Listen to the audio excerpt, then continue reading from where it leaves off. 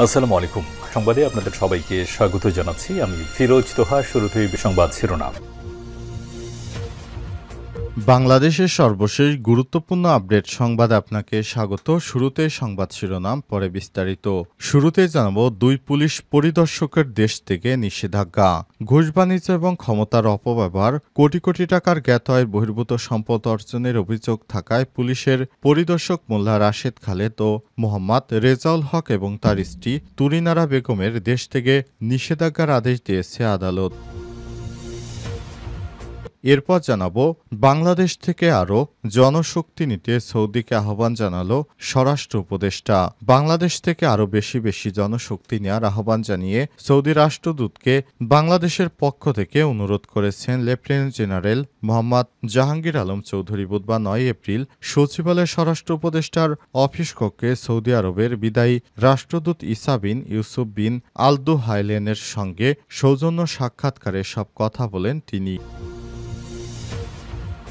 এদিকে বন্দরে ট্রানজিট দূর করতে ট্রানজিট সুবিধা প্রত্যাহার করেছে ভারত, বললেন রণধীর জয়সওয়াল। বাংলাদেশকে দেয়া গুরুত্বপূর্ণ ট্রানজিট সুবিধা প্রত্যাহার করেছে ভারত। এই ট্রানজিট ভারতীয় ভূখণ্ড ব্যবহার করে তৃতীয় দেশে পণ্য পাঠাত বাংলাদেশ। এখন থেকে সেই সুবিধা বাতিল করল ভারত। জানাবো, ট্রাম্পের বাণিজ্য যুদ্ধ, বিশ্বের শীর্ষ 10 ধনীর 9 জনের ক্ষতি $370 বিলিয়ন। মার্কিন প্রেসিডেন্ট ডোনাল্ড ট্রাম্পের রক্ষণশীল বাণিজ্য নীতির প্রভাব পড়েছে বিশ্বজুড়ে। যুক্তরাষ্ট্রের প্রেসিডেন্টের এই শুল্ক আরোপের ফলে $370 বিলিয়ন 10 ধনী ব্যক্তির ইতিমধ্যেই ক্ষতি হয়েছে। এদিকে ভারতের কারাভোগের পর দেশে ফিরলেন 14 বাংলাদেশি। সিলেটের তামাবিল স্থলবন্দর দিয়ে দেশে ফিরেছেন ভারতে আটক হওয়া 14 জন বাংলাদেশি। সীমান্ত দিয়ে অবৈধভাবে অনুপ্রবেশের দায়ে তারা সেদেশের বিভিন্ন মেয়াদে কারাভোগ করার পর দেশে ফিরেছেন। আজ বিকাল 4টায় ভারতের সীমান্তরক্ষী বাহিনী বিএসএফ ও বাংলাদেশের বর্ডার গার্ড অব বাংলাদেশ বিজিবির উপস্থিতিতে তাদেরকে ফেরত পাঠানো হয়েছে।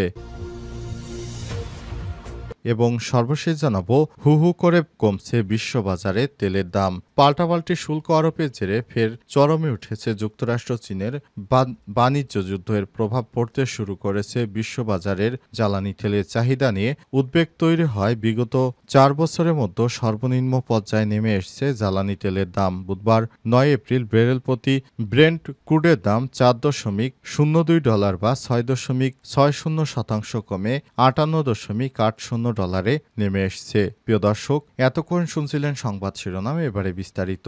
তবে তার আগে বন্ধুরা, অনুরোধ থাকবে সংবাদটিতে একটি লাইক দিন। এই চ্যানেলে আপনি নতুন হয়ে থাকলে আমাদের সংবাদটি দেখতে দেখতে চ্যানেলটি সাবস্ক্রাইব করে রাখুন, যাতে করে বন্ধুরা আমাদের পরবর্তী লেটেস্ট আপডেট সংবাদগুলো সবার আগে আপনার কাছে পৌঁছে যায়। আর বন্ধুরা, এই সংবাদটি আপনার সোশ্যাল মিডিয়া ফেসবুকে শেয়ার করে বন্ধুদেরও দেখার সুযোগ করে দিন। এবারে বিস্তারিত।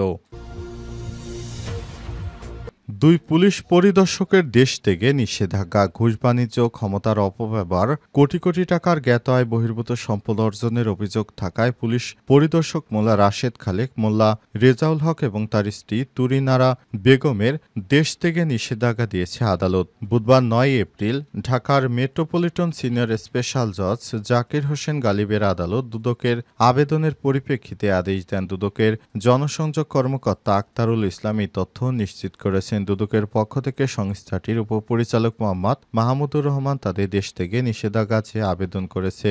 আবেদনে বলা হয়েছে, অভিযুক্তদের বিরুদ্ধে ঘুষ বাণিজ্য, ক্ষমতার অপব্যবহার, কোটি কোটি টাকার জ্ঞাত আয় বহির্ভূত সম্পদ অর্জন এবং বিভিন্ন দুর্নীতি সংক্রান্ত অভিযোগ অনুসন্ধানপূর্বক প্রতিবেদন দাখিলের নিমিত্ত অনুসন্ধানকারী কর্মকর্তা নিয়োগ করা হয়েছে। অনুসন্ধানকালে বিশ্বস্ত সূত্রের মাধ্যমে জানা যায় যে অভিযোগ সংশ্লিষ্ট ব্যক্তিবর্গ সপরিবারে গোপনে দেশত্যাগ করার প্রচেষ্টা চালাচ্ছে। তারা দেশত্যাগ করে বিদেশে পালিয়ে গেলে অভিযোগ সংশ্লিষ্ট গুরুত্বপূর্ণ রেকর্ডপত্র প্রাপ্তির ব্যাঘাত সৃষ্টি হবে। তাছাড়াও সার্বিক অনুসন্ধান কাজে বিঘ্ন সৃষ্টিসহ সমূহ ক্ষতির কারণ রয়েছে। তাদের বিরুদ্ধে আনীত অভিযোগের সুষ্ঠু অনুসন্ধান কার্যক্রমের সাথে তাদের বিদেশ ভ্রমণে নিষেধাজ্ঞা প্রদান আবশ্যক। বাংলাদেশ থেকে আরও জনশক্তি নিতে সৌদিকে আহ্বান স্বরাষ্ট্র উপদেষ্টার। বাংলাদেশ থেকে আরও বেশি জনশক্তি নেয়ার জন্য সৌদির রাষ্ট্রদূতকে আহ্বান জানিয়েছেন স্বরাষ্ট্র উপদেষ্টা lieutenant general Mohammad Jahangir Alam Chowdhury.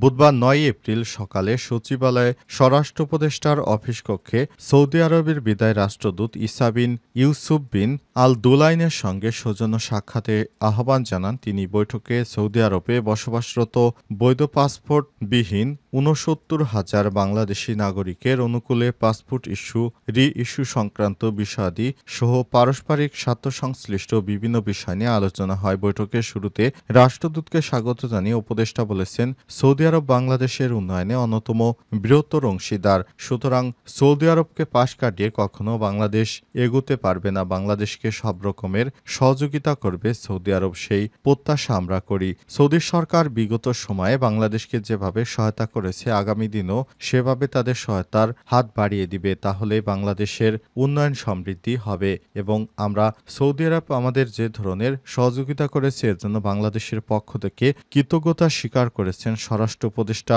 Lieutenant general Jahangir Alam Chowdhury. তিনি সৌদির রাষ্ট্রদূতকে ধন্যবাদ জানিয়েছেন। বন্দরে যানজট দূর করতে ট্রানজিট সুবিধা প্রত্যাহার করেছে ভারত বললেন রণধীর জয়সাল।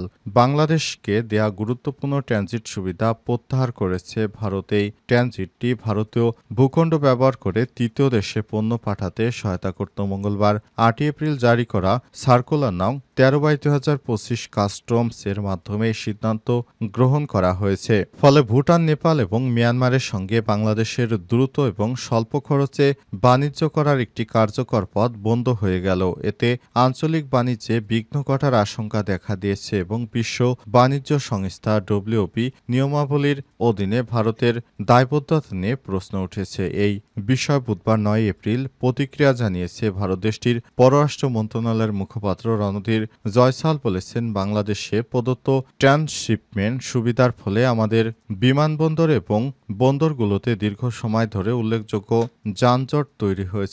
লজিস্টিক বিলম্ব এবং উচ্চ ব্যয় আমাদের নিজস্ব রপ্তানিকে বাধাগ্রস্ত করছিল এবং আটকে যাচ্ছিল। তাই মঙ্গলবার ৮ এপ্রিল এই সুবিধা প্রত্যাহার করে নিয়েছে ভারত। তবে এই পদক্ষেপগুলো ভারতীয় ভূখণ্ড দিয়ে নেপাল বা ভুটান বাংলাদেশের রপ্তানির উপর প্রভাব ফেলবে না বলেও মন্তব্য করেছেন তিনি। ২০২০ সালের জুনে চালু করা এই সুবিধার মাধ্যমে বাংলাদেশ থেকে ভুটান, নেপাল, মিয়ানমারে পণ্য রপ্তানি ভারতের স্থলবন্দর, সমুদ্র বন্দর ও বিমানবন্দর ব্যবহার করে পাঠানো হতো। Central board of indirect taxes and custom CBIC নতুন বিজ্ঞপ্তিতে বলা হয়েছে, পূর্ববর্তী বিজ্ঞপ্তি তাৎক্ষণিকভাবে বাতিল করা হয়েছে। তবে এরই মধ্যে ভারতে প্রবেশ করা কার্গোগুলোকে পূর্ববর্তী নিয়ম অনুযায়ী ভারতীয় ভূখণ্ড ত্যাগের অনুমতিও দেওয়া হবে। ট্রাম্পের বাণিজ্য যুদ্ধ, বিশ্বের শীর্ষ ১০ ধনীর ৯ জনের ক্ষতি $৩৭০ বিলিয়ন। মার্কিন প্রেসিডেন্ট ডোনাল্ড ট্রাম্পের রক্ষণশীল বাণিজ্য নীতির প্রভাব পড়েছে বিশ্বজুড়ে। বছরের শুরু থেকে এখন পর্যন্ত বিশ্বের শীর্ষ ১০ ধনী ব্যক্তির মধ্যে ৯ জনের সম্মিলিত সম্পদ থেকে অন্তত $৩৭০ বিলিয়ন হ্রাস পেয়েছে। শুধুমাত্র ওয়ারেন বাফেট ব্যতিক্রম, তিনি এই সময়ের মধ্যে সম্পদ বাড়াতে সক্ষম হয়েছেন। ট্রাম্পের ধারাবাহিক শুল্ক আরোপের কারণে বিশ্ববাজারে অনিশ্চয়তা বাড়ছে।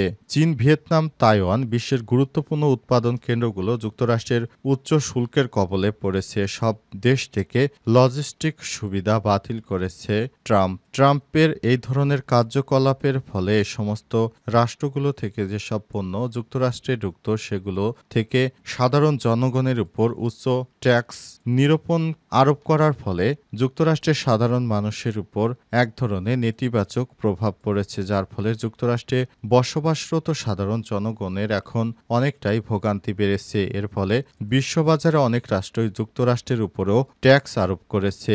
এ কারণে যুক্তরাষ্ট্রের বাণিজ্য অনেক অংশে কমে গেছে। এর প্রভাব পড়েছে বিশেষ করে শীর্ষ ধনীদের উপরে।